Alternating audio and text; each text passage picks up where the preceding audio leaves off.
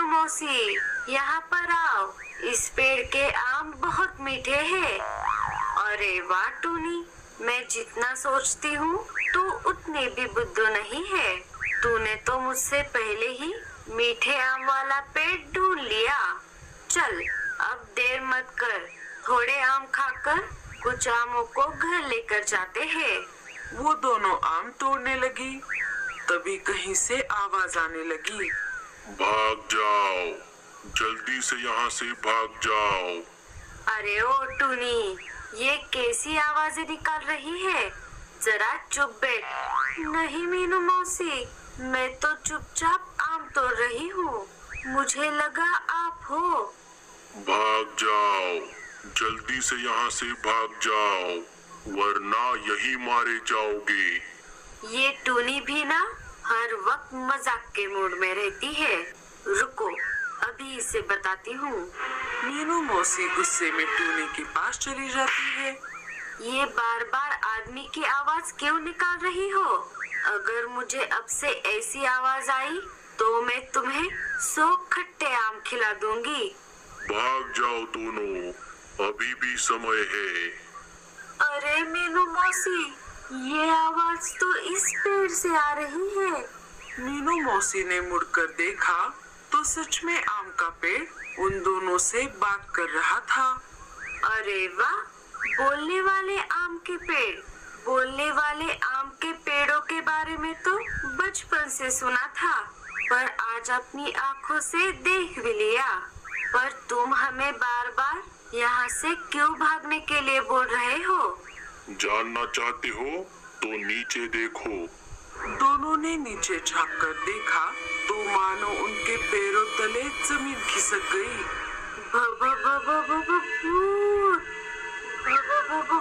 भूत नहीं, राक्षस, वो भी एक आंख वाला।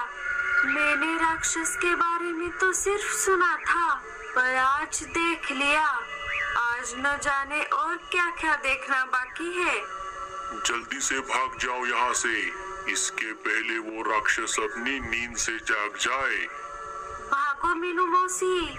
वो दोनों वहाँ से भाग जाती है कि तभी कालू कौवा और गोरी वहाँ पर आ जाते हैं।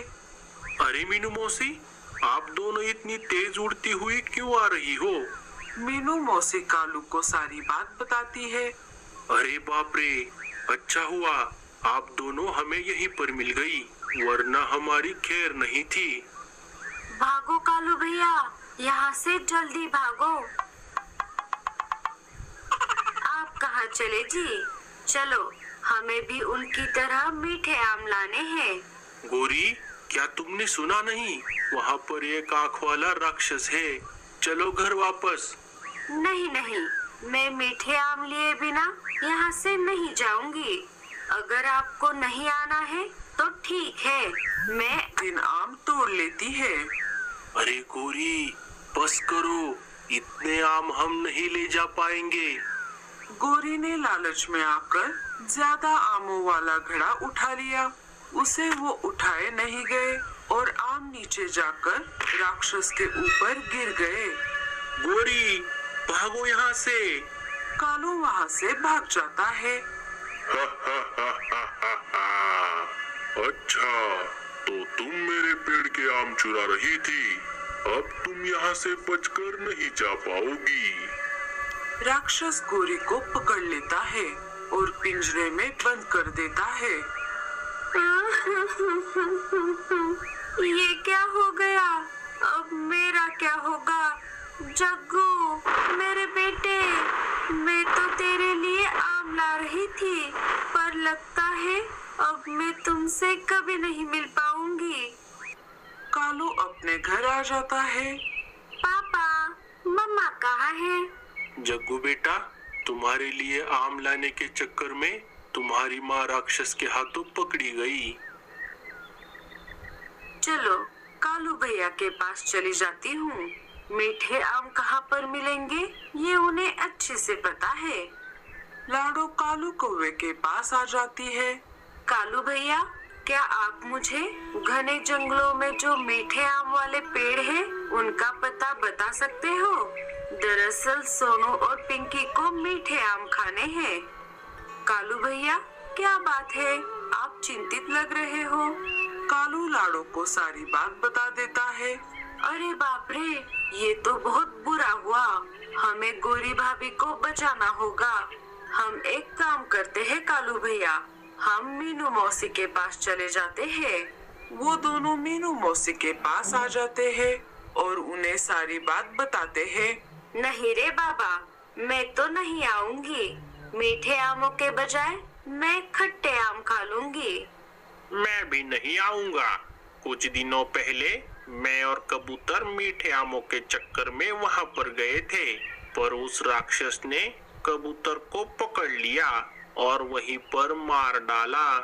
मैं जैसे तैसे बचकर भाग आया। कालू भैया, आपने बुरे समय में हमारी बहुत मदद की है। मैं गोरी भाभी को बचाने में आपकी मदद करूंगी। हाँ कालू भैया, मैं भी चलती हूँ। और वैसे भी अगर हम उस राक्षस को हरा पाए तो हमें रोज मीठे आम खाने को मिल जाएंगे। मीठे आमों का नाम सुनकर मीनू मौसी के मुंह में पानी आने लगा। अरे साथियों, मैं भी चलती हूँ। मैं यहाँ अकेली क्या करूँगी? वो क्या है ना, एक बार गोरी ने मेरे सपनों में आकर मेरी मदद की थी। मीनू मौसी, आप भी ना। सारे गोरी को बचाने के लिए निकल पड़े। मीनू मौसी, क्या आप सच में गोरी को बचाने में मदद करोगी? अरे हट, मैं क्यों उसे बचाने लगी? इतना अच्छा मौका है, ये शो मैं दूर से देखूंगी और मौका मिलते ही वहाँ से आम चुरा कर भाग जाऊंगी। मुझे छोड़ दो, मुझे जाने दो। अगर जंगल के बाकी पंछी यहाँ पर आ गए तो तुम्हारी खैर नहीं। आने दो सबको, मैं उन्हीं का इंतजार कर रहा हूँ। जब सारे एक साथ यहाँ आएंगे तो मैं उन सबको भूनकर खा जाऊंगा। सारे पेड़ पर आकर बैठ जाते हैं। साथियों, तुम सब यही रुक जाओ, मैं गोरी को ढूंढता हूँ। अरे पेड़ भैया, हमारे साथी पंछी गोरी को उस राक्षस ने कहाँ पर बंदी बनाया है? अरे चिड़िया, आप सब मिलकर भी उस राक्षस को नहीं हरा पाओगे। मैंने उसे समझाने की बहुत कोशिश की, पर उसने मेरी बात नहीं मानी। उसने मेरा इस्तेमाल करके बहुत सारे जानवरों को मारा है। आप सब अच्छे लग रहे हो। मैं नहीं चाहता कि मेरी वजह से आप सबकी जान चली जाए। आप चिंता मत कीजिए पेड़ भैया, गोरी को बचाकर हम यहाँ से चले जाएंगे। तो ठीक है, राक्षस ने उस चिड़िया को उस गुफा के अंदर बंद किया है। जल्दी करो, तुम्हारे पास समय बहुत कम है।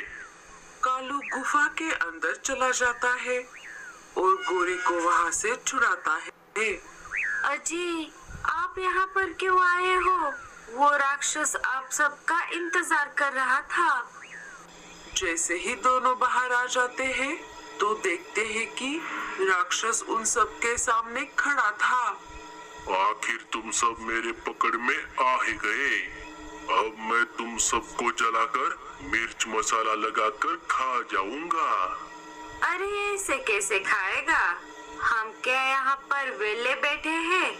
ऐसा कहकर मीनू मौसी एक बड़ा आम राक्षस के सिर पर गिरा देती है। राक्षस बहुत गुस्सा हो जाता है। गुस्से में वो मीनू मौसी की तरफ आग के गोले बरसाने लगता है। मीनू मौसी वहाँ से भाग जाती है। पेड़ को आग लग जाती है। अरे भाग जाओ यहाँ से, सब निकलो जल्दी। आग पूरे पेड़ पर फैल जाती है। राक्षस उनका पीछा करने लगता है। वो पंछियों का पीछा कर ही रहा था कि तभी आम के पेड़ ने उसे पकड़ लिया। अरे ये तू क्या कर रहा है? छोड़ दे मुझे। आज तक मेरा इस्तेमाल करके तूने बहुत सारे जानवरों की जान ली है। आज मैं ये किस्सा यहीं पर खत्म कर देता हूँ। राक्षस पेड़ के साथ साथ जल जाता है। अरे नहीं, हमारी वजह से बेचारे पेड़ ने उसकी जान गंवाई।